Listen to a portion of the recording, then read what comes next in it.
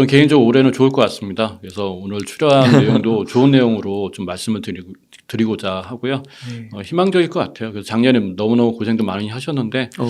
저도 뭐 마찬가지지만 이제 올해는 괜찮지 않을까 그런 어. 내용으로 좀 말씀 좀 드리겠습니다. 아 그런가요? 혹시 근거가 좀 있을까요? 뭐 제 책 읽어보신 분도 계시겠지만 이제 경기라는 게 뭐 우리 잘 생각해 보시면 경기라는 게 어려울 때도 있었지만 그 어려움이 또 그때는 굉장히 어렵게 느껴질 때가 있었잖아요. 근데 그게 또 좀 지나다 보면은 그냥 우리가 그냥 넘어가는 경우도 있고 그리고 또 보다 보면은 경기는 어느새인가 또 성장하고 있다고 하잖아요. 그런 시기를 지금부터 우리가 이제 겪게 되지 않을까. 그래서 제가 이제 강의할 때도 그러는데 금융시장하고 자산시장하고 물론 부동산은 아직 남아있지만 우리 주식이라든가 금융시장하고 실물 경기는 좀 이분법으로 분리해서 보신다 그러면 실물 경기는 올해는 좀 좋지 않을 겁니다. 좋지 않지만 워낙 주식들이 많이 빠져 있잖아요. 그러니까 투자자 입장에서 보면 역발상적인 관점에서 보면은 지금 가격이 매력적인 건 사실이죠. 예. 그래서 누군가는 또 이 시장에 또 호시탐탐 노리고 있습니다. 나가는 사람도 있지만 그걸 받는 사람들이 있거든요. 그런데 이제 이 받는 사람들이 작년보다는 올해가 더욱더 이제 좀 진중한 투자자들이 들어오겠죠. 예. 작년에는 어찌 보면은 하락에 배팅을 하기 위해서도 들어오신 분도 계실 거고 다양하지만 올해부터는 우리가 이제 좀 어렵다고 생각할 때 내놓은 매물들을 다 받아가는 사람들이 이제 들어오기 때문에 그러니까 소신파 투자자라고 하죠. 그런 분들이 시장을 좀 주도권을 가져가지 않을까 이런 생각이 듭니다. 그래서 개인적으로는 올해는 가격적인 매력이 좀 높고요. 그 다음에 또 하나는 뭐냐면 투자 주식만 있는 건 아니지 않습니까? 주식 안에서도 또 될 만한 업종이 있고요.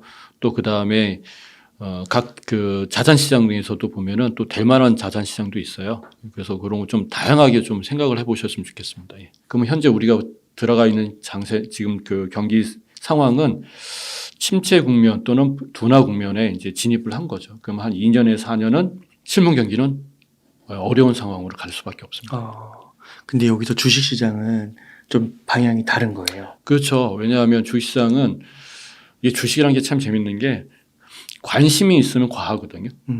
예. 이것도 관심이라는 게 긍정적 관심이면은 과매수 시장이 되고 부정적 관심이 이렇게 된다 그러면 과매도가 되잖아요. 그러니까 작년에 그런 게 모든 게 과매도가 된 것 같아요. 예. 그러니까 지금은 뭐냐면은 이제 소신이 있는 사람들 이런 투자자들이 주식을 이제 사던가 아니면 저가 매수가 될 수 있는 게 많으니까 아니면은 새로운 자산 시장에 참여해 가지고 또 살 수 있는 거 사든가 이렇게 되겠죠. 더 중요한 건 뭐냐면 거래량은 크진 않을 거예요. 근데 이 거래량이 크지 않다는 게 어떻게 보면은 당연한 건지도 몰라요. 왜냐하면 경기가 안 좋은 상태에서 주식 투자나 어떤 자산시장 참여자들이 많이 줄어드는 건 사실인데 중요한 건 뭐냐면 경기가 안 좋을 때 주식을 사는 사람들이 참여자가 적지만 이 사람들이 들어오면 들어올수록 뭐냐면 주가는 안정화될 확률이 높죠. 그러니까 부하내동 투자자라고 하잖아요. 이런 사람들에 의해서 주가가 막 다시 빠지고 다시 크게 오르고 이런 게 없기 때문에 주식시장은 점진적 상승, 그러니까 저점을 높여가는 어떠한 그런 상황이 되지 않을까 싶습니다. 예. 그래서 늘 주식시장에서 하는 얘기 있죠. 선반영, 선반영의 개념이 여기 지금부터 이제 적용되지 않겠냐라는 거죠. 그래서 2,100 정도 되는데 이 정도면은 많이 낮은 거라고 보세요. 많이 낮죠. 많이 낮은 거고 우리가 지수로 보시면 안 돼요. 지수로 보면은 아직도 지수는 더 내려갈 수 있을 수도 있습니다. 나스닥도 그렇고 다 내려갈 수 있어요. 하지만 지수로 보지 마시고요. 개별 기업의 주가로 보시는 게 훨씬 더 많이 떨어졌다는 걸 우리가 체감할 수 있지 않습니까? 우리가 갖고 있는 어떠한 성장 관련된 기업들, IT, 빅테크 다 마찬가지로 생각보다 많이 빠져 있지 않습니까? 그죠? 그걸 보시게 된다 그러면은 사실상 그러니까 주식시장의 체감은 매우 낮은 상태에 있습니다. 예. 지수는 지수보다. 그죠? 예. 그러면은 좀 대표님께서 보실 때 어떤 좀 개별 기업에 좀 주목하면 좋을까요? 그러니까 제가 이제 긍정적으로 지금 말씀을 드리고 싶은 것도 있고 그다음에 또 거기에 맞는 이제 상황들 얘기해 드리 보면 아까 이제 10년이라고 했잖아요. 그러니까 경기가 처음에 초입, 성장, 그다음에 정점을 이루고 그다음에 붕괴가 일어나고 그다음에 하락 장세가 일어납니다. 그다음에 이제 침체 오고 이제 바닥 와요. 그럼 이게 3년 이게 한 2년에서 4년 이렇게 끊는다 그러면 이렇게 한번 보시면 어떨까요? 요게 이제 10년, 과거 이게 10년이라고 본다 그러면 이 10년을 달리 생각해 보는 거죠. 어디서부터냐면 경기 성장에서부터 시작하는 10년이 아니라 경기 성장, 그다음에 유동성 장세, 우리 이제 이거 실적 장세라고 하거든요. 유동성 장세, 그다음에 우리가 지금 진입이 되는 게 역실적 장세인데 경기 안 좋은데 여기서부터 10년을 바라보면 어떨까요? 그러면 여기서부터 하게 되면 한 2년에서 4년, 그다음에 그 이후에는 역실적 장세가 실적 장세가 되고 그다음에 어떻게 되냐면 또 유동성 장세가 되거든요.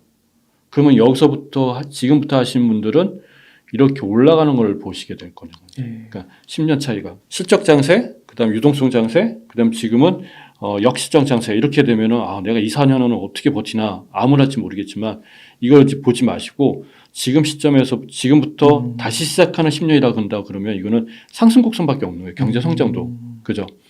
그러면은 우리가 갖고 있는 우리가 작년에 마음고생했고 재작년에 좋다고 했던 경제 성장을 주도했던 삼성전자, 이하, 빅테크들은 지금이 뭐냐면 2차 전지도 마찬가지지만 지금이 뭐냐면은 다시 시작하는 가격이 되는 거죠. 그게 뭐 낮을 수도 있고 뭐 덜 빠지는 것도 있을 거고 많이 빠진 것도 있는데 이게 다시 시작하는 가격이라 그러면 이 가격 자체가 굉장히 매력적인 거거든요. 그럼 얘네들은 성장주 같은 경우는 언제 투자하셔야 되냐면 우리가 잘못 투자한 게 뭐냐면 항상 경기가 좋을 때 투자했잖아요. 근데 얘네들은 성장을 이끌어 가기 때문에 지금은 쉬어가는 타임이기 때문에 지금 원래 실적이 안 좋을 때 투자하는 거거든요. 그리고 몇 년 묵혀놨다가 가는 거거든요. 그렇다 그러면은 지금의 성장주 같은 경우는 굉장히 매력적이죠. 가격 자체도 보고 그다음에 지금부터 10년을 보게 되면은 리스크가 굉장히 그러니까 한 3, 4년의 신흥 경기는 어렵지만 얘네들은 체력 싸움을 갖고 있는 거기 때문에 이렇게 갔다가 그다음 경기가 좋으면 확 올라가 버린단 말이죠. 그리고 유동성 장세 우리가 유동성 장세 한번 겪어봤지만 주가가 빠지는 게 아니라 잠시 힘들었다가 갑자기 팍 올라가지 않습니까? 그것까지 감안한다면 이렇게 해서 이렇게 올라가는 10년을 맞이하게 되는 거죠. 그러니까 성장주를 그래서 저는 이렇게 투자자님들 얘기해요. 우리가 관점을 좀 바꿔봤으면 좋겠다. 뭐냐면 성장, 유동성 장세, 그러니까 경기 성장, 그다음 유동성 장세, 경기가 어려워. 이렇게 보시면은 앞으로 우리 계획은 이렇게만 본다 그러면 앞으로 2년에 4년은 계획 자체가 어떻게 가야 되냐면 경기가 어렵기 때문에 투자 자체를 하면 안 되는 걸로 가요. 맞지 않습니까? 암울하니까. 근데 그렇게 보지 말고 지금 안 좋고 다음에 좋아질 거고 그다음 유동성 장세 간다 그러면 지금이 기회 아니면 뭐가 언제가 기회이냐 이거지. 지금은 우리가 얘기하는 뭐 성장주, 반도체, 2차 전지, 빅테크 뭐 이런 것들 가격은 우리 좀 많이 좀 우리가 좀 속상하지만 지금부터 시작하는 10년이라 생각한다 그러면 예를 들어서 또다시 10년이 지난 10년처럼 경기가 호황일 때 10년이라면 애플이 10배 같지 않습니까? 네이버가 네이버에 400불 갔거든요. 또 그렇게 올 수 있어요. 예. 그래서 저는 관점을 좀 바꾸셔가지고 앞으로 10년을 맞이하시는 게 좋고요. 그 다음에 앞으로 10년은 여러분들이 저도 마찬가지지만 여기서 우리가 힘들었던 게 앞으로 10년은 좀 물론 이제 천천히 가겠지만 다 보상하고도 더 높은 수익을 우리한테 주지 않을까 이런 생각이 듭니다. 그 애플이나 네이버나 뭐 이런 삼성전자나 이런 거 되게 큰 주식이잖아요. 이런 것도 몇 배를 갈 수 있다고 생각하세요? 물론 이제 정고점을 뚫어야 되는 게 가장 관건인데 저는 개인적으로 이제 앞으로 새로운 10년을 본다 그러면은 충분히 가죠. 우리가 삼성전자나 네이버라든가 뭐 애플 이런 거 투자하신 분들은 한 달 목적으로 투자하시는 게 아니죠. 1년 목적으로 투자하신 분들 아닙니다. 대부분 뭐냐면 우리 투자님들 얘기해 보면 다 장기 투자, 중장기 투자 목적으로 하신 거거든요. 그러니까 지금부터 우리가 앞에서는 조금 힘들었지만 이게 좀 수익률에 빠졌구나라고 생각하시고 지금부터 새로운 10년을 맞이하신다 그러면 정고점 충분히 돌파하지 않을까 저는 그렇게 생각합니다. 그럼 예를 들어 뭐 네이버가 45만 원에서 지금 17만 원인가 18만 원까지 이렇게 빠졌는데 2배 되면 36만 원. 그렇죠. 그럼 2배가 되네요 벌써. 네. 45까지 가면 거의 3배가 되는 거네요. 그렇죠. 그렇게는 될 수 있다. 네, 저는 돌파할 거라고 봅니다. 다 중장기 투자자님들이 마음가짐은 어떤 걸 하셔야 되냐면 삼성전자, 네이버, 테슬라, 애플 좋은 뉴스 하나도 없을 겁니다. 앞으로. 경기가 안 좋으니까. 경기도 안 좋고 다 무슨 뭐 아직도 금리 오른다고 하고 그러면은 계속 할인 받아야 되고 네. 오히려 금리 인하 시점에 사라고 이런 얘기를 하더라고요. 기다렸다가. 그렇죠. 사실 그게 이제는 내리든 언제 내리든 의미가 없는 게 뭐냐면 가격 하락이 너무 많이 빠져 있기 때문에 의미가 없고 오히려 그런 얘기도 나오잖아요. 이제는 뭐냐면 경기 침체에 관련된 얘기도 나오잖아요. 금리 내리니까 경기 침체가 또 주식시장을 안 좋게 할 것이다. 이런 얘기 나오잖아요. 사실 그런 거는 이제 의미가 없습니다. 삼성전자나 네이버나 애플이나 테슬라 갖고 계신 분들은 중장기 목적으로 하신 분들은 죄송한 말씀이지만 귀 닫는 게 나으세요. 예, 실적 어차피 실적 안 좋은데 뭐 파실 것도 아니지 않습니까? 그렇지 않습니까? 차라리 안 보시는 게 나아요. 그런 뉴스 안 보시는 게 나아요. 정신 건강에 안 좋아 보여. 그러니까 그런 거 귀 닫고 그렇죠. 그냥 묵직하게 예, 사면서 예. 가져간다. 그러면 또 언젠가 또 경기가 좋아질 때 보면은 또 올라가 있어요. 예. 그러니까 지금은 그런 부분을 너무 우리가 귀를 열고 들으시면은 지금까지 잘 버티신 분들은 파신다니까요. 언제 파냐? 조금만 올라가잖아요. 그럼 판단 말이에요. 그래서 앞으로 1, 2년은 뭐냐 하면 변동성이 큰 장세가 됩니다. 올라갈 만하면 빠지고. 왜냐하면 실물 경기 안 좋으니까 사람들이 팔 거 아닙니까? 올라가면 빠지고 올라가면 빠지고. 그래서 이 변동성이 커요. 그래서 우리 투자자님들이 요즘에 그래. 우리 차트 공부하면 어떨까요? 이런 얘기가 나와요. 요 변동성이 있거든요. 요즘에. 예, 2차 전지도 있고 다 그러죠. 그래서 차트 공부를 한다는 거구나. 예. 그러니까 올해 같은 경우 아마 차트 관련된 투자자님들이 차트 공부를 많이 하는 요구사항이 있을 것 같고 작년에는 거시경제 요구 공부 이걸 하면 어떨까요? 이렇게. 그러네요. 맞네요. 지금 박스권 이제 많이 얘기하면서 그렇죠. 이때 이제 어떻게 투자하면 좋을지 차트 보고 투자한다는 분들이 많은데 또 관심 또 그렇게 가고 왜냐하면 그렇구나. 그렇게 눈에 보이고 그 다음에 투자자님들도 이제는 버티기 어려우니까 사고팔고해서 그걸 좀 방어해야 되지 않겠냐 이런 얘기를 하시는 거죠. 박스 공장세. 근데 여기서 중요한 게 하나 더 있습니다. 뭐냐면 저점은 높여간다는 거. 변동성은 고점을 높여가는 건 의미가 없습니다. 저점을 높여가지만 그게 이제 시장이 이제 버티고 잘 움직이고 있고 그 다음에 방향을 찾고 있다라고 봐야 되는데요. 제 생각에 삼성전자 이하. 삼성전자도 왜 6만 5천에서 6만 3천 원에서 지금 5만 4천 원 떨어졌냐면 역시 6만 원 넘어가니까 다 던져버리는 거예요. 예, 또 12월 말이니까 또 던지더라고요. 예. 그러니까 그런 일이 반복이 된다는 거죠. 다만 이게 저번에 5만 1천 원이었거든요. 5만 4천 원. 그 5만 천 원까지 내려간 것도 많이 빠졌다고 보시는 거죠? 반토막이죠. 네.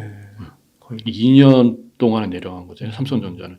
그러니까 2021년 1월부터 해가 쫙 내려가니까 이거는 삼성전자 갖고 계신 분들은 2년 동안 고통을 겪으신 거예요. 네. 최근 이제 조금 올라가니까 이제 숨통이 트이시는데. 그러니까 이게 변동을 하면서 이제 여기서 이제 돈을 벌려고 경기 침체가 또 분위기에 잡혀 있으니까 조금만 올라가면 이제 파는 건데 그러다 보면 이게 약간 수익을 먹을 수 있지만은 저점을 높여가면서 계속 이렇게 올라가다 네. 보면은 아무래도 수익률이 낮을 것 같고 그렇죠. 그 다음에 실수를 하게 되면 또 큰 오히려 손해를 입겠네요. 네, 네. 또 반복이 되겠네요. 그렇죠, 그렇죠. 내가 단기 매매자들은 지금 한 1년 정도 박스권 장세가 아마 괜찮을 거예요. 근데 이제 중장기 투자자들은 사실 버티기가 힘드니까 이제 이런 걸 하는 거거든요. 맞아요. 예. 그러니까 그거 좀 조심하시고 나 이런 거 안 하겠다 안 하고 좀 편해 가겠다 그러면은 실적 어차피 안 좋습니다. 예, 안 좋으니까 2, 3년 동안은 안 좋을 거예요. 좋을 수가 없지. 그렇지 않습니까? 그러니까 당연한 거라고 생각하시고 내 주식이 변동성을 가져간다 하더라도 저점만 올라가면 또 시간 지나면 되겠구나 이렇게 생각하시는 게 제일 좋고 또 하나 뭐냐면 아까 아까 말씀드린 대로 시작점을 내가 산 가격의 시작점을 두시면은 좀 힘드실 겁니다. 그죠? 그러니까 시작점을 지금부터 시작을 10년을 보시게 되면은 그냥 빠진 거지라고 생각하시고 그럼 이런 질문이 그럼 10년 또 기다리라고요? 이런 얘기 할 수 있지 않습니까? 그 10년은요 고점을 높여가는 10년이 될 거라는 거지. 내가 산 가격보다 고점을 높여가는 10년이 될 거니까 그런 부분은 좀 염두해 두시고 하셨으면 좋겠어요. 그럼 국내 주식에서 삼성전자, 뭐 네이버 이런 것들은 펀더멘털적으로 문제가 없다고 보세요? 지금은 펀더멘탈 쪽은 문제가 있긴 있겠죠. 왜냐하면 경기가 안 좋은 상태니까. 그렇죠? 그래서 뭐 반도체가 뭐 많이 팔리는 것도 아니고 사실은. 왜냐하면 자동차도 이제 안 팔린다고 하고 그다음에 네이버 같은 경우 광고로 하는데 다들 뭐 돈도 없는데 뭐 광고할 수는 하는 것도 아니고.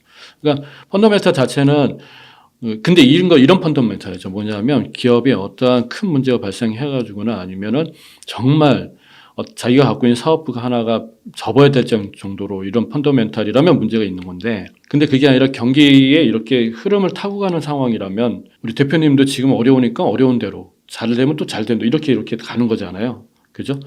그러니까 그런 식으로 가는 것 뿐이지 우리가 생각하는 어떠한 그 과도한 펀더멘탈이 망가졌다라고는 할 수는 없죠. 경기가 안 좋으니까 장사가 좀 안 되는 것 뿐이다 이렇게 생각하시는 게 좋을 것 같아요. 아까 뉴스에 귀를 닫는 게 좀 필요하다고 하셨잖아요. 요즘에 보니까 뭐 비상경영 체제에 돌입했다고 하고요. 삼성전자가. SK 하이닉스는 적자폭이 심화된다고 그러고, 그 다음에 또 이런 뉴스도 있더라고요. 삼성전자는 상여금 50%를 이런 상황 속에서도 지급하겠다고 그러고, 그러니까 이런 것들에 있어서 크게 뭐 이거 일일비 할 필요 없이. 그렇죠. 근데 이것도 우리 투자자님들 여러분들이 주주잖아요. 투자자라고 하지만 우리가 주주라고 그러면 이런 내용들이 나쁜 걸까요? 경기가 안 좋은데 예를 들어서 뭐 상향을 줄인다, 뭘 한다, 뭐 지금 비용을 줄이는 거잖아요. 주주들 입장에서 이게 나쁜 건가요? 아니죠. 왜냐하면 이거는 요번 상황 경기가 매출은 줄어드는데 이걸 통해서 버티자는 거지 않습니까? 그러니까 이거는 따지고 보면은 주주들 입장에서 보면 긍정적인 그 주제인 거예요. 네. 만약 이거 안 줄이면 비용 계속해서 나가거든요. 그러면 매출은 그러니까 전체적인 실적 안 좋지 또 비용은 더 많이 나가지 이렇게 되는 거죠. 그러니까 비용을 줄일 수 있는 좀 잔인한 얘기죠. 사실은 그죠. 사회적으로 보면은 잔인한 얘기인데 그 비용을 더 이상 안 나가게 막는다는 건 이 자체만으로 이 어려운 시기에 비용이 덜 나간다는 건 어떻게 보면은 재무시장을 보면은 되게 건전해지는 거죠. 거기다가 금리까지 떨어진다 그러면 이거는 뭐 남는 이익을 받기는 거지. 예, 그렇게 봐주시는 게 좋을 것 같아요. 그러면 국내에서 삼성전자, 네이버 외에 요즘에 좀 올해 2022년도에 이렇게 힘들었는데 그래도 좀 선방한 게 2차 전지더라고요. 2차 전지는 좀 어떻게 생각하세요? 앞으로? 2차 전지는 굉장히 제2의 반도체라고 얘기하지 않습니까? 예, 반도체. 올해는 2차 전지가 작년같이 이렇게 힘은 없을 것 같아요. 아, 그러세요? 예, 왜냐하면 작년 하반기에 사실 시장을 그나마 받쳐준 게 2차 전지 업종이었거든요. 정말 훌륭하게 지수를 받쳐줬어요, 사실은. 그리고 작년에 11월인가 12월부터 주가가 이제 오른 만큼 많이 빠졌지 않습니까? 그게 힘이 약해졌다는 얘기거든요. 그래서 올해는 2차 전지가 작년처럼 이렇게 왕성하게 상승하는 것보다는 자기 역할이 끝났기 때문에 좀 반등이 이제 정상적으로 작년 사실 비정상적으로 올라갔어요. 너무 급하게 올라갔잖아요. 그렇죠. 모든 게 산이 높으면 골도 깊게 마련이거든요. 다행인 거는 골이 안 깊어서 다행인 건데 워낙 시장이 좋은 시장이니까 또 많이 필요하고 사실은 굉장히 많이 필요하죠. 그러다 보니까 이렇게 높더라도 여기서 멈췄는데요. 근데 이제 올해부터는 그렇게 안 가고요. 정상적으로 이런 식으로 이렇게 가겠죠. 그래야지만 2차 전지가 롱런 할 수 있습니다. 이렇게 왔다 관심만 있고 또 실적 안 좋다고 폭삭 주저앉으면 이거는 그 산업은 그 업종은 망가지는 거거든요. 근데 2차 전지 그런 산업이 아니고 업종도 아니니까 일단은 이제 관심과 실적이 동시에 잘 받쳐서 갈 것 같아요. 그러면 또 요즘 신문 보니까 2023년은 2차 전지 주목해야 될 게 2차 전지 반도체 뭐 이런 식으로 좀 얘기를 하는데 그게 그거예요. 아까 전에 제가 말씀드린 대로 얘네들은 경기가 좋을 때 크게 올라갈 주식들이거든요. 그럼 언제 투자해야 되냐 이거지. 예, 지금이 바닥이니까 지금 경기 안 좋을 때 얘네들은 담아로라는 얘기입니다. 그거를. 그러니까 애널리스트 우리 이제 증권사도 올해 초에 많이 나왔잖아요. 공통적으로 두 가지 업종을 얘기합니다. 하나는 반도체고 하나는 2차 전지가 나오는데 그 내용의 의미가 뭐냐면 경기가 안 좋은데 왜 얘네들을 추천하냐 뭐냐면 1, 2년 동안 얘네들은 담아놓을 필요가 있다. 그 얘기를 하는 겁니다. 새로운 10년을 맞이한다 그러면 지금이 가장 쌀 때인데 담아놓으라. 그 얘기하는 거죠. 저가 매수 기회가 된다 이런 얘기하는 거죠. 그럼 아까 말씀하셨던 게 2023년에 2차 전지가 흐름이 2022년보다는 좋지 않을 것이다. 흐름은 좋지 않지만 그러니까 제가 말씀드리는 건 상승률이 그렇게 급하게 올라갔잖아요. 몇 개월 동안. 그죠? 그렇게 올라가지 않고요. 이제 정상적으로 이렇게 좀 흐름을 탈 것 같아요. 그래도 저점을 높여갈 것 같아요. 아니면은 워낙 사실 작년에 많이 오른 게 사실은 좀 부담스럽습니다. 그래서 박스권을 유지할 수도 있고. 예. 근데 이제 반도체는 얘는 살아날 것 같아요. 반도체는요? 네. 워낙 많이 빠졌기 때문에 반도체는 이제 주가 상승률을 보면 그러니까 이런 거죠. 지금 나온 뉴스를 보면은 굉장히 긍정적인 거는 2차 전지 뉴스고 가장 부정적인 뉴스는 반도체 뉴스거든요. 근데 올해는 그 부정적인 뉴스에 반도체가 있지만 그래도 주가는 살아날 것 같고 2차 전지 같은 경우는 이제 좀 자기 체력이 조금 낮아진 상태에서 주가가 좀 올라가지 않을까 그런 생각입니다. 그 업종은 어떤 것든 다 갑니다. 통으로 움직이는 경향이 있어요. 그러니까 우리가 이제 개별 주식으로 한 중소기업은 그 이슈라든가 아니면은 개별로 움직이지만 이 시장 흐름으로 타고 가는 업종 같은 경우는 통으로 움직이는 경향이 있거든요. 그래서 필라델피아 지수를 하셔도 되고 ASM을 하셔도 되고 TSMC를 하셔도 되고 삼성, SK하이닉스 아니면 그 밑에 있는 뭐 소재 장비 뭐 이런 거 있잖아요. 이런 대형 그런 주식을 하셔도 얘네들은 똑같이 움직이는 경향이 있어요. 그래요? 예. 그래서 내가 반도체 업종을 관심 있고 좋아한다 그러면 내가 좋아할 만한 기업에 하나만 투자하셔도 된다는 얘기지. 예. 뭐 중복해서 미국 거는 뭐 ASM 하고 한국 거 삼성전자 이럴 필요는 없어요. 하나만 그래요? 하셔도 충분히 됩니다. 아, 그래요? 예.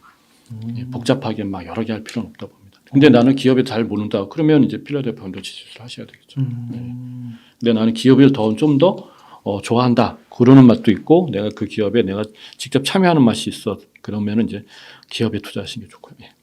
와. 근데 단 한 가지 문제점이 하나 있죠. 뭐냐면 환율의 문제가 있겠죠. 환율. 그래서 필라델피아 달러의 문제가 있기 때문에 이제 지금 같은 경우는 이제 달러 가격이 앞으로 경기가 좋으면 달러는 이제 하락할 확률이 높잖아요. 그러면은 주가 상승률이 미국에 있는 주가 상승률이 이만큼 올라가면 이만큼 까지고 계산이 되는 거니까 그거는 좀 고려하셔야 될 거예요. 예. 길게 가면 상관없습니다. 길게 가면 상관없는데 내가 앞으로 한 몇 년을 본다. 그러면은 저는 한국이 더 낫지 않을까. 환율 좀 측면에서 보면. 예. 아, 그러시군요. 그 미국은 조금 덜 빠졌다는 얘기가 있더라고요. 한국 주식보다. 그럼 어떻게 동의하시나요? 동의 안 합니다. 아, 그러세요? 이게 아까 말씀드린 대로 지수를 보면 이제 덜 빠졌죠. 근데 개별 주식으로는 그렇지가 않아요. 테슬라 70% 넘었잖아요. 저도 오늘 우리 큰아들이 그런데 아빠 테슬라가 73% 빠진 거 맞아? 작년에? 막 그 얘기 하더라고요. 야. 맞아. 뭐 왜 그러냐. 물론 이제 그런 여러 가지 있겠지만 엔비디아, 메타 플랫폼 시스템즈, 반도체 관련된 거 안 그런 게 어디 있겠습니까? 다 그렇지 않습니까? 그죠? 우리가 이것도 착시거든요. 애플만 덜 빠진 거예요. 나머지 뭐 아마존, 구글 다 50%씩 빠졌잖아요. 시가총액 몇천조짜리가 반토막 천조가 날라가고 막 그러잖아요. 이거 어마어마한 일이거든요. 근데 지수가 이제 덜 빠진 것처럼 착시가 일어난 거죠. 그건 뭐냐면 애플이라든가 이런 것들이 잡아놓고 있어서 그렇거든요. 그리고 또 하나는 뭐냐면 우리가 S&P를 가지고 얘기 많이 해요. 네. S&P 500 지수를 가지고. 이것도 착시 효과예요. 나스닥 지수를 봐야 되거든요. 사실은 지금 거의 40% 빠졌는데. 왜냐하면 S&P는 다우를 갖고 있지 않습니까? 전통 기업들 있잖아요. 예를 들어서 뭐 유나이티드 헬스 그다음에 존슨앤존슨 얘네 안 빠졌거든요. 그러니까 얘네가 받쳐주는 게 있어요. 그러니까 나스닥이 40% 빠졌을 때 S&P는 20%밖에 안 빠졌으니까. 그럼 S&P 500 지수하고 비슷한 게 코스피 지수거든요. 우리도 다 섞여 있는 거잖아요. 성장주부터 해가 다 섞여 있죠. 그러니까 우리 여기는 한 40% 빠지고 여기 20% 빠지니까 미국 주식이 덜 빠진 것처럼 보이지. 그렇진 않다는 거지. 개별적으로 보면은 상황은 우리 미국 주식 갖고 계신 분들 작년에 되게 마음 힘들으셨어요. 아, 그런 전통적인 기업보다는 아무리 성장주나 특히 테슬라 같은 걸 많이 갖고 있을 테니까 네. 많이 빠졌다고 느끼겠네요. 실제로 투자자들이 많이 갖고 있는 게 다 나스닥이지 뭐. 그렇죠? 그럼 빅테크들도 지금 시점에서는 충분히 많이 빠졌다고 판단하세요? 네, 저는 많이 빠졌죠. 더 빠질 수 있다고 우리 얘기가 나오잖아요. 있을 수 있어요. 바닥을 또 만들 수 있거든요. 근데 그 바닥이 과하게 나오지는 않을 것 같고, 왜냐하면 올해는 아까 말씀드린 경기 침체는 침체고, 그 다음에 이거를 침체를 오랫동안 끌고 갈 수 없게 오랫동안 끌고 갈 수는 없잖아요. 그러니까 이제 패드가 어떠한 이제 정책 변화가 일어날 거란 말이에요. 그런 기대감이 또 투자자들 유입을 하고 있는 상황이거든요. 그 기대감 때문에. 그리고 그 기대감 때문에 팔지 않는 사람도 있을 거고. 그래서 그런 것들이 존재하고 있기 때문에, 받쳐질 것 같고. 다만 이제 이런 건 또 다른 외부의 영향이 한 번은 나올 것 같아요. 그럼 그때 한번 출렁거릴 건데, 그때가 뭐냐면 패드가 본격적으로 금리를 지금처럼 뭐 간 보듯이 금리 이렇게 하는 게 아니라 확실하게 아마 정책을 변화가 일어날 때 이때 시점이라고 볼 것 같아요. 왜 경기가 안 좋은 상태에서 외부 영향이 충격이 좀 큰 게 나타났다. 그러면은 지금처럼 간 보다가 하면 안 되잖아요. 그러니까 또 뭔가 조치를 취해야 되니까 금리를 급격하게 인하하거나 아니면 돈을 풀던가 해가지고 시장을 완전히 180도 바꿔놓겠죠. 예. 그러한 계기가 또 한 번은 올해나 내년에 있지 않을까. 그러세요? 예. 그렇게 보세요? 예. 금리가 한 번에 확 내려갈 거를 점차적으로 내려가는 게 아니라요? 예. 그럼 있을 만한 게 뭐가 있냐. 경기가 2, 3년 동안 오랫동안 지속이 되다 보면 버티는 기업이 있고 버티지 못하는 기업들이 나오잖아요. 가게도 마찬가지고요. 이게 버티지 못하는 국가들이 나올 거란 얘기지. 그러면 그게 이제 또 그 연쇄로 주변 국가들을 또 저기 하고 그러면 이 주변 국가들이 좀 힘들어지면 통으로 그 경제권이 움직이게 되고 여러 가지 복잡해지잖아요. 지금은 경기가 좋을 때 그러는 거랑 상관없는데 경기가 나쁜 상태에서는 이게 도미노가 될 수가 있지 않습니까? 그죠? 그 예를 들어 선진국이 된다 그러면 아주 그냥 경제력이 높거나 아니면은 경제 규모가 크거나 아니면 선진국이 된다 그러면 이건 파급효가 어마어마하게 크거든요. 그럼 미국도 경기가 이제 안 좋아지는 거 들어가는데 부동산 가격이 보면 나오지 않습니까? 이제 들어가는데 그러면은 이제 그런 일이 터진다 그러면 미국도 가만 안 있죠. 예. 그렇구나. 또 그거는 또 새로운 뷰네요. 이게 제 입장에서는 금리가 또 한 번에 이렇게 확 내려갈 수 있다니. 보통은 지금 금리가 한 5.1% 점도표상에서 그 정도 된 다음에 한동안 좀 지속되거나 인하되더라도 한 점진적 인하가 되겠죠. 점진적으로 된다는 게 좀 많이들 예상하시는데 어떻게 보면 한 번 더 이렇게 충격이 크게 올 수도 있다라고 보시는 거예요. 왜냐하면 지금 채권 시장 뭐 이런 시장들 보면 굉장히 어렵게 움직이고 있는 건 사실이잖아요. 그러니까 이게 채권이 어렵다는 건 뭐냐면 물론 회사채도 있지만 채권이 국채가 어렵다는 건 어느 나라들은 지금 버티기 어려울 수도 있다는 얘기거든요. 환율이 그러니까 이제 작년에 있었던 어떤 그런 정책들이 너무 힘든 거예요. 우리도 개인도 보면은 올해 경기는 안 좋아지는데 올해 내년에 버티는 자와 못 버티는 자가 나오거든요. 기업도 마찬가지고. 그러니까 그게 나올 것 같아요. 그때는 빅테크의 기회라고 볼 수 있겠네요. 그렇죠. 빅테크는 엄청난 기회겠죠. 왜냐하면 금리 인하 자체가 지금 모든 거는 이제 경기가 안 좋은 상태로 인지하고 벌써 작년에 구조조정도 엄청나게 하고 거기에 플랜 B로 해가지고 뭐 쫙 짜고 있는 거잖아요. 그리고 원래 또 공장도 지을 기업들 같은 경우는 벌써 보류하고 막 이렇게 계획이 다 틀어진 거죠. 그게 틀어진 게 뭐냐면 이제 상황을 이제 잘 버티기 위해서 하는 건데 또 그 다음에 여러 가지 비용도 줄이고 있고 하니까 그 와중에 만약에 금리까지 떨어진다 그러면 원래 이만큼 이자를 냈던 게 이게 요만큼 줄어들면 이게 뭡니까 이게 재투자도 갈 수도 있고 아니면 뭐 생산활동 갈 수 있고 현금 보유로 갈 수 있고 그러니까 이게 그대로 이익으로 전환이 돼 버리는 거예요. 그러니까 빅테크에 대해서 지금 주가가 떨어져서 결과론적으로 말하는 건지 모르겠지만 그렇지.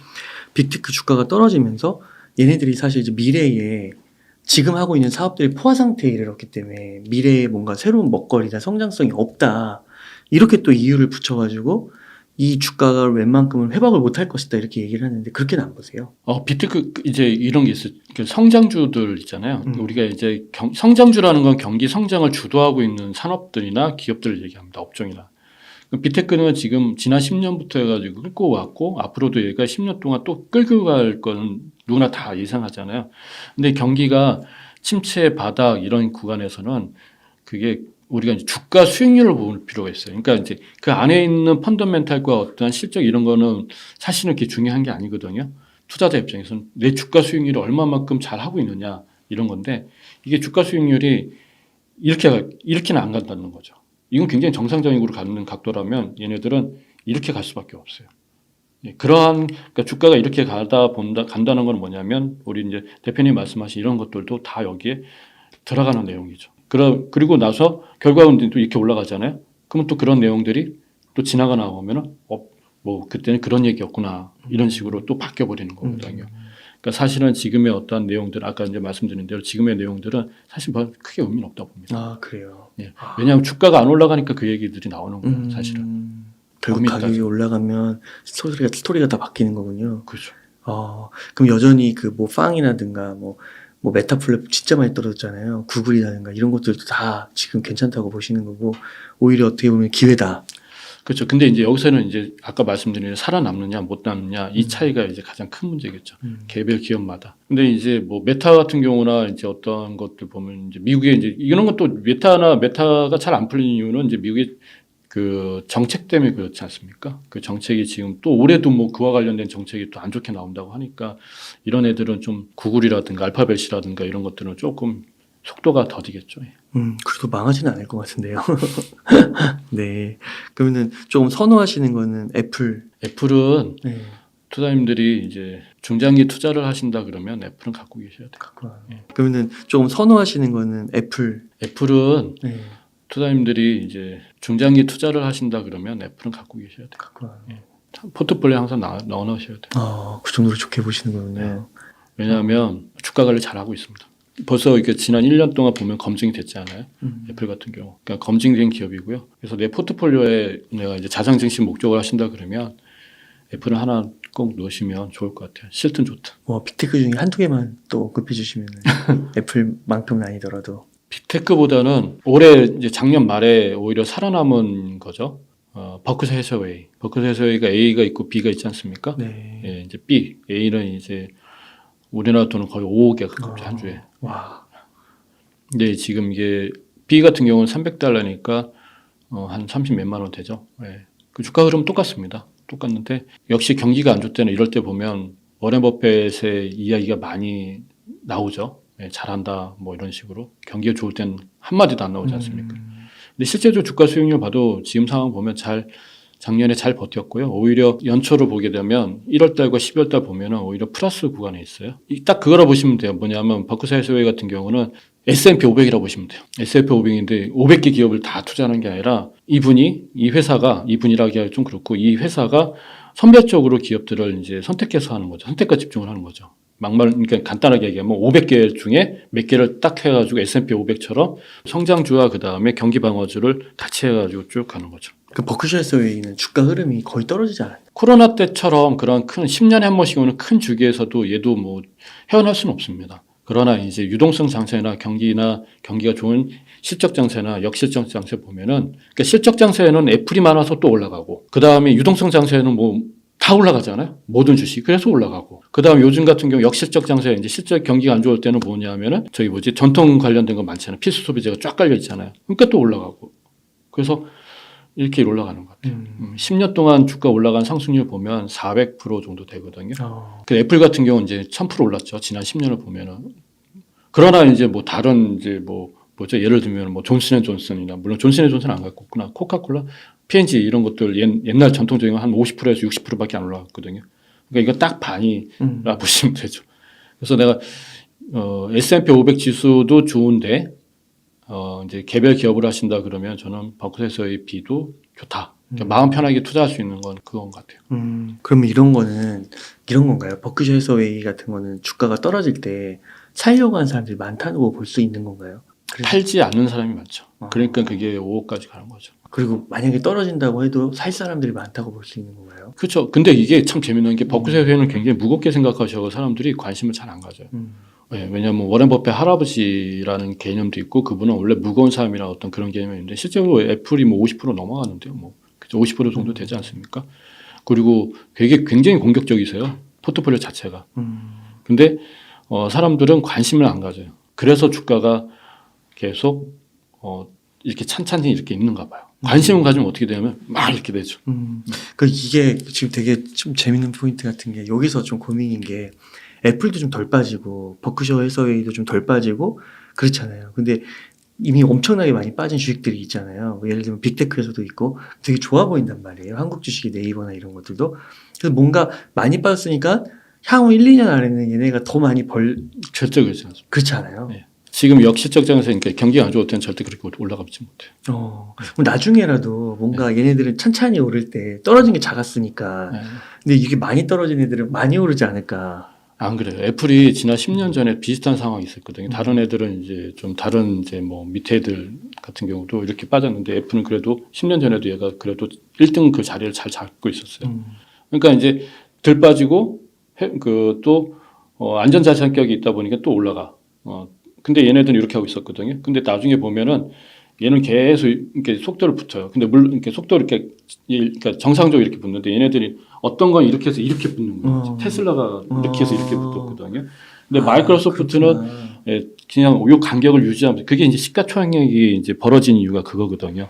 주가는 주가는 좀 다른 얘기겠지만 시가총액이 벌어진 이유가 거의 3,800조하고 그러니까 최고점에 애플이 3,800조하고 마이크로소프트가 2,300조였으니까 1,600조의 차이가 그렇게 발생하는 거예요. 그러면 S&P 500하고 나스닥 100하고 지수에 투자하는 걸로 봤을 때요. 예. S&P 500은 되게 섞여 있잖아요. 예.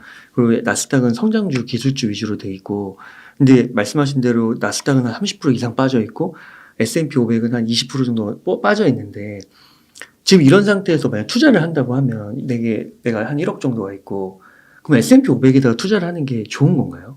지금의 투자 전략은 그러니까 이게 이런 것 같아요. 뭐냐면 수익률 물론 우리가 투자하는 목적은 수익률의 어떠한 그런 그 우선순위가 있죠. 우선순위가 있는데 지금은 전략을 좀 잘 짜야 될 것 같아요. 그러니까 일방적으로 가는 장, 그러니까 경기가 이렇게 살아나는 경기가 살아나는 실적 장세에는 당연히 뭐냐면 낮은 걸 하신 것, 그러니까 나스닥이 나요. S&P보다 나스닥이 속도가 붙을 거예요. 예. 그러나 지금은 그 실적이 이렇게 이제 멈춰 있는 장세잖아요. 그 실적이 이렇게 올라가는 장세가 이렇게 될 거고, 그러니까 경기가 멈춰 있고 경기가 올라가는데 이때는 뭐냐면은 가급적이면 좀 섞어야 될 필요가 있어요. 예. 너무 낮은 가격을 산다. 얘 어차피 잘 되면 확 올라갈 것 같지만 이 기대치가 이게 2년이 아니라 4년이 걸릴 수도 있거든요. 또는 이제 올라가는 속도가 여기서 치고 올라갈 수도 있으니까 이 기다리면 어떻게 기다리냐 이거지. 예. 버틸 수만 있으면 괜찮은데 그렇죠. 그게 너무 길어질 수도 그렇죠. 있는 거군요. 그래서 뭐냐면 지금은 그 성장주는 아까 이제 말씀드린 대로 앞으로 10년이라 그러면 이게 지금의 1의 상황이지 않습니까? 그러니까 지금 매우 낮은 가격이니까 당연히 매수 시점 맞아요. 매수 시점 맞아. 근데 얘만 바라보기에는 못 매야 된다는 거지. 또 그 진짜 그렇게 하다가 다른데 또 돈을 쓸 수도 있는 건데. 그렇죠. 그래서 진짜 여윳돈만 묻어두는 거고. 그렇죠. 그래서 포트폴리오를 그러면 지금 수익률이 또 필요하거든요. 그러면 지금 장세에 맞는 또 투자할 필요가 있는 거예요. 지금 장세에 맞는 거는 이제 뭐 스태그플레이션이냐, 뭐 디플레이션이냐, 경기가 안 좋았냐, 아니면 인플레이션이 하락한다 그러면 다 공통적으로 나오는 게 뭐냐, 필수 소비재입니다. 예, 필수 소비재를 같이 가져가셔야 돼요. 결국은 뭐냐면 S&P 같은 모습이지만 선택을 한다 그러면 우리가 이제 S&P 지수를 할 것이냐, 나스닥 지수를 할 것이냐, ETF의 관계라면은 저는 S&P가 낫겠죠. 그거보다 나은 게 다우 같이 이렇게 전통적인 걸 하는 게 훨씬 더 수익이 낫겠죠. 이 기간 동안에는. 네. 그러나 10년이란 장세로 봤을 때는 나스닥을 절대 놓을 수가 없어요. 지금 아니면 안 되거든요. 지금 사놔야 되는 거죠. 그렇죠. 버틸 수만 있으면 되는 거예요. 그래서 포트폴리오를 성장주는 저가 매수 기회가 되고요. 그 다음에 필수 소비재는 앞으로의 그 실적이 안 좋은 경기가 안 좋은 이 시기에는 주도권을 얘가 가져갈 수가 있습니다. 그래서 두 개를 같이 가져가시는 게 좋아요. 꼭 선택하지 않고 뭐 S&P 500에 50, 나스닥에 50, 뭐 60, 40 뭐 이런 식으로 해도 괜찮아요. 예, 그렇죠. 예. 한 몇 년은 그렇게 가져가신 게 우리가 이제 그 지난 3, 4년 동안은 뭐냐 하면 한 방향으로만 갔습니다. 다 성장주만 하고 성장주 확 가고 확 빠지게 됐잖아요. 근데 지금부터는 그러지 않으셨으면 좋겠어요. 이것도 경험이니까 이게 성장주 가는 것도 좋지만 이게 또 떨어질 때는 멘탈이 붕괴되거나 아니면 돈이 필요할 때 아깝잖아요. 그렇죠. 그렇죠. 그러니까 자산을 늘리는 방법도 중요한데 때로는 자산을 보호하면서 나가는 것도 굉장히 중요하거든요. 지속성을 가져야 되잖아요. 이게 확 올랐다 확 꺼지면 이게 지속성이 딱 끊어버리면 끊겨야 되잖아요. 그러면 투자를 할 수 있는 이제 여력도 안 되지만 마음의 멘탈도 안 되고 그러면 뒤로 물러나거든요. 그래서 포트폴리오 굉장히 중요합니다. 그래서 그 워런 버핏은 그냥 S&P 500에 그냥 그렇죠. 주구장창 모아가라고. 네, 그런 거죠. 그냥 언제든지 그냥 모아가라고. 네. 이런 거 뭐 생각하지 말고. 왜냐하면 이런 것도 있습니다. 뭐냐면 내 자산을 1억으로 하신다고 말씀하셨는데 1억이라 그러면 우리가 봐야 될 가장 중요한 포인트는 뭐냐면 개별 기업의 수익률을 보시는 게 아니라 1억이 1년 동안 나한테 얼마나 자산을 불려줬냐 이렇게 봐야 되겠죠. 네. 그게 10% 벌어졌냐 시장에 따라서 10%도 감사할 수도 있고요. 시장이 좋을 때는 이게 50% 벌어졌는데 그럼 너무너무 해피한 거고 이렇게 보셔야 돼요. 개별로 보게 되면 한도 끝도 없죠. 그 ETF 중에 배당 성장 ETF 같은 것들, SCHD 뭐 이런 게 있더라고요. 그래서 그런 것들도 보니까 거의 S&P 500처럼 계속 그냥 우상향이더라고요. 그래서 그렇게 배당을 성장해서 계속해서 주니까 그런 거를 그냥 꾸준히 모아가는 것도 그냥 아예 처음에 고배당주로 하면은 아예 성장을 안 하니까 근데 배당 성장주는 같이 성장하면서 배당률도 늘리는 거니까 그런 것들도 계속 꾸준히 모아가지고 괜찮겠네요. 그렇죠. 미국 주식의 또 장점이 뭐냐면 배당을 기업들이 웬만하면 다 주려고 하니까 그런 것 괜찮죠. 나쁘지 않죠. 그럼 꾸준하게 한 10%, 13%도 나온다고 그러더라고요. 네. 그런 관점에서 테슬라 같은 것들은 70%까지 이렇게 빠졌는데 얘는 시간이 좀 오래 이렇게 하다가 한참 기다가 이렇게 되는 걸까요? 예, 저는 이제 테슬라가 올해 잘 버티다가 하반기 그냥 확 무너졌지 않습니까? 완전 이게 이제 그런 거예요. 워너니스크가 이게 이제 터진 거죠, 사실은. 그게 참 안타깝더라고요. 왜냐하면 우리가 테슬라 투자한 거는 테슬라를 보고 투자한 게 아니라 어찌 보면 한 개인을 보고 투자한 거나 다름없잖아요. 근데 이 개인이 일탈 행위를 한 거잖아요. 주주들한테 그러니까 올바른 주인 의식을 갖지 않고 오로지 그냥 우리를 그냥 그런 건 사실이에요. 그래서 사람들이 많이 힘든 게 주가가 하락해서 힘든 것도 있지만은 그 배신감이 힘든 게 더 클 거요. 좀 아쉽죠. 그게 제일 안타까운데.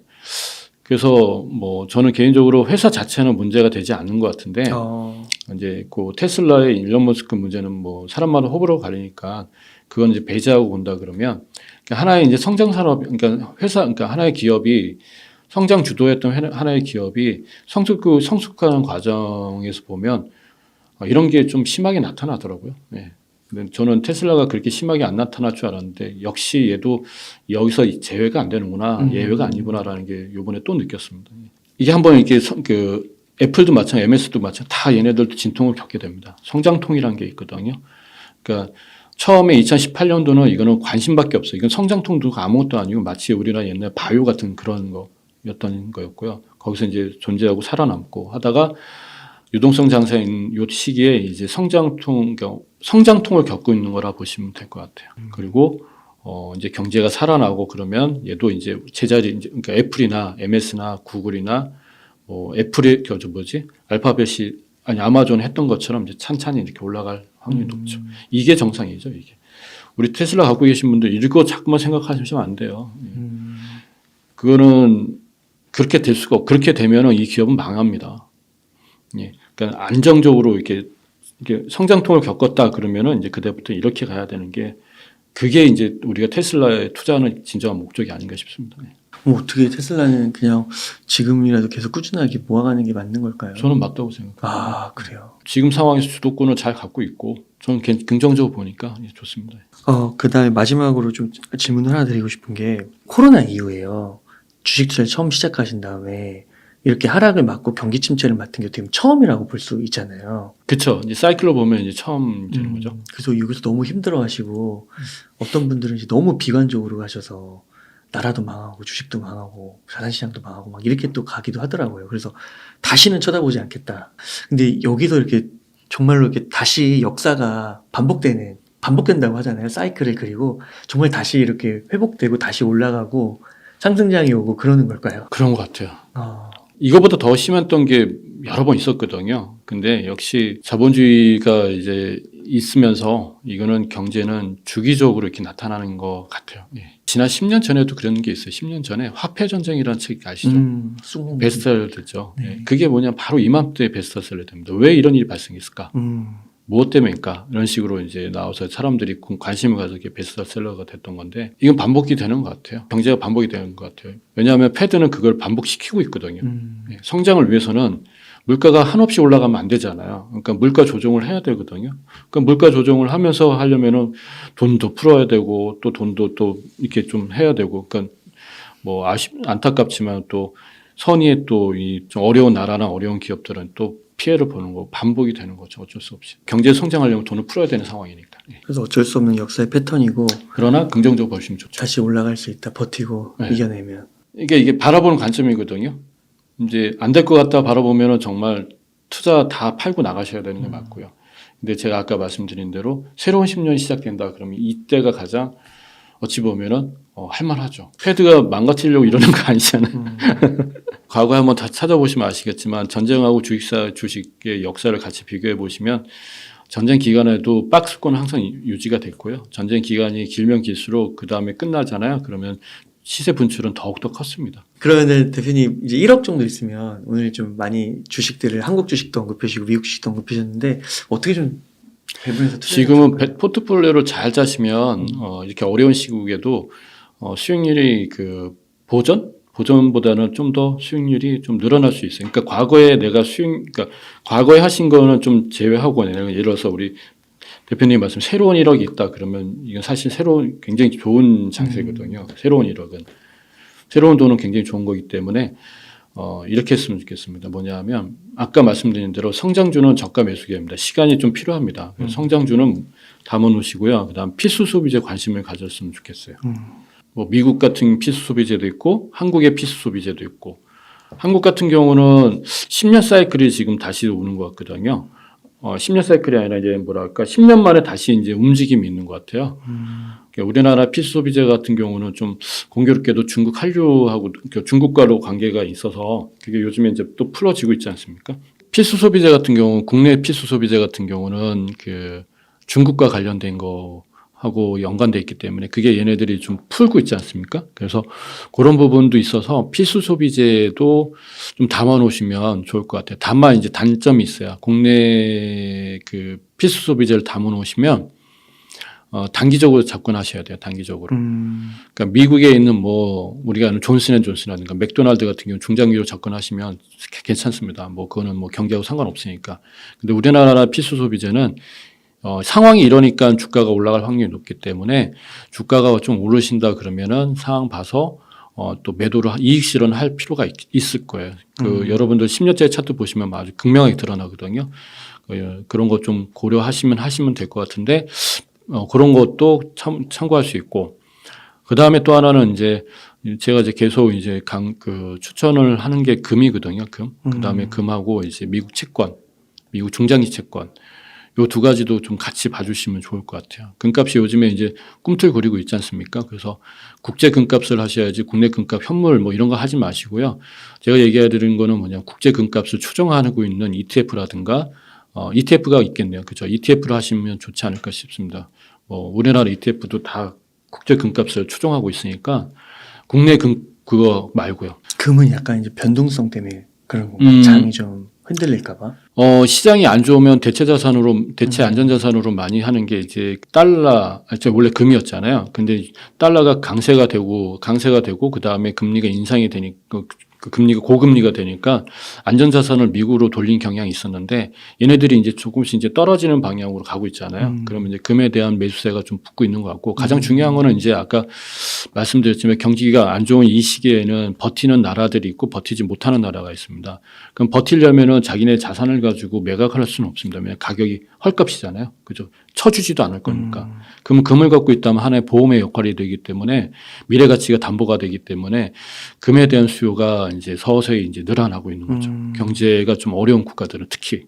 예. 물론 선진국도 마찬가지고요. 왜냐하면 다 어려우니까 예, 또 금을 다 매수하고 있는 것 같은데 그런 게 이제 두 가지죠. 하나는 경제가 어려워서 금을 매수하는 경우가 있고 또 하나는 뭐냐면 이제 금리 인하라든가 이런 안전자산들이 달러에서 이제 금으로 갈 확률이 높아서 그런 것도 이것도 근데 이제 중요한 건 뭐냐면 짧게 접근하셔야 돼요. 이건 금이라는 게 3, 40년 투자하시는 겁니다. 근데 지금은 이제 가격을 가지고 가는 거기 때문에 한 뭐 1년? 뭐 이렇게 보시는 게 좋겠습니다. 예. 그 다음 이제 채권이죠, 채권. 미 중장기 채권에 이제 투자해 보시면 좋지 않을까 싶은데요. 이거는 이제 전 개인적으로 답은 나와 있다고 봅니다. 왜냐하면 금리가 인하하는 거는 이제 거의 뭐 급격하게 인하하는 거는 이제 쉽진 않지만 점진 인하는 분명히 일어나거든요. 그러면 인하를 한다는 건 뭐냐면 채권 가격이 상승할 수 있는 여력이 발생하는 겁니다. 그리고 또 20년 채권이나 30년 채권이나 이런 채권들이 중장기 채권들이 굉장히 가격이 하락했다는 거는 뭐냐면 이런 걸 보시면 돼요. 미국이 중장기 채권 국채가 이렇게 하락했다는 거는 그날의 신용에 문제가 있는 거라고 봐야 되는 거거든요. 근데 미국 그렇지가 않잖아요. 그래서 여러 가지 상황 때문에 가격이 하락한 거기 때문에 그 패드도 이렇게 관망만 물가 잡느라고 채권을 이렇게 가만히 놓칠 수는 없거든요. 채권도 정상 가격을 올려내야 되니까 제 생각에는 금리 이제 고점이고 금리가 인하가 된다 그러면 채권 가격 올라갈 확률이 매우 높기 때문에 미 국채에 대해서 관심을 가질 필요 있죠. 가격이지 표면 이자를 보시는 게 아니고요. 국채 가격에 이제 투자를 하셔라라고 말씀드리고 싶습니다. 그 성장주는 국내에서는 뭐 삼성전자, 네이버, 2차 전지 같은 것들 보셔도 그렇죠. 좋고 미국에서는 빅테크 네. 그 위주로 해서 그리고 좀 강조해 주셨던 건 애플, 버크셔 해서웨이 이런 정도 배셨습니다. 감사합니다. 그럼 대표님 끝으로 좀 하고 싶으신 말씀, 강조하고 싶으신 말씀 있다면 좀 부탁드릴게요. 좀 어려웠던 시기가 이제 끝난 건 사실이에요. 근데 이제 실물 경기는 굉장히 어렵습니다. 그래서 어려우니까 이제 금융자산 시장은 또 다른 이제 패러다임으로 바뀌고 있거든요. 그래서 이걸 분리해서 좀 봐주시면 좋고 물린 건 그러면 어떡하냐? 예, 물린 건 맞습니다. 맞는데 관점을 조금은 이제 좀 다시 또 내가 참아내야 되는 그런 상황이 있기 때문에 좀 긍정적으로 보셨으면 좋겠어요. 또 그 다음에 이제 내가 새로운 자본이 있으시다 그러면 이렇게 하시면 좋지 않을까 싶은데요. 새로운 통장을 개설하셔가지고 새로운 10년을 맞이하시는 걸 하시면 좋겠어요. 그러니까 기존의 10년은 이제 마이너스로 돼 있으실 거 아니에요. 그럼 얘는 시간 지금 회복이 될 건데 새로운 10년을 맞이하시는 통장에는 뭐냐면 아까 우리 대표님 1억 있다. 그러면 그거는 새로운 통장에 놓고 하시면은 내가 과거에 잘못했던 것들 그리고 끝자락에 들어온 것들, 끝자락의 모습들은 그 과거는 과거고 이제 앞으로 스타트가 되는 이 자산은 또 다른 모습으로 변화가 있을 겁니다. 그리고 나의 실력도 늘어나실 거고, 예. 같이 섞어 놓으시면 실력도 잘 안 늘어나고요. 흔히 얘기해서 계속 마이너스만 잡혀 있으실 거예요. 그러니까 또 답답하실 건데 이렇게 분리하시면 공부도 되시고 실력도 되고 자산도 늘어나실 거고 그것도 방법이겠네요. 객관적으로 보실 수 있죠. 좋은 방법인데요. 네. 그렇게 해보시면 올해를 또 맞이하는 또 그 자세가 달라질 거니까 뭐 그렇게 한번 생각해 보시면 좋지 않을까 싶습니다. 예. 네, 대표님 감사합니다. 이렇게 해서 주식 투자와 머니사이클의 저자이신 안동훈 대표님을 모시고 이야기를 나눠봤습니다. 긴 시간 동안 유익한 인사이트 많이 나눠주셔서 감사의 말씀드립니다. 오늘 고생 많으셨습니다. 네, 고맙습니다.